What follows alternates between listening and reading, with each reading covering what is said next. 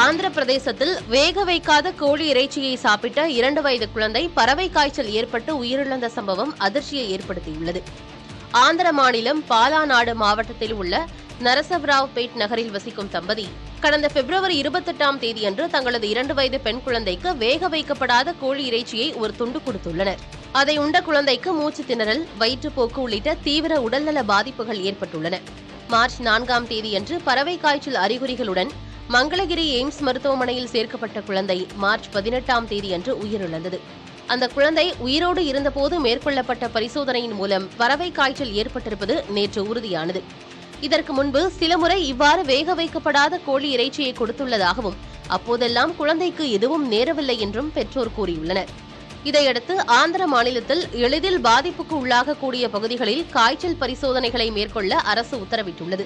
அதே நேரம் வேக வைக்கப்படாத இறைச்சியை சாப்பிட்டதுதான் குழந்தையின் மரணத்துக்கு காரணம் என்றும் பறவை காய்ச்சல் பரவல் குறித்த அச்சம் தேவையில்லை என்றும் கூறப்பட்டுள்ளது.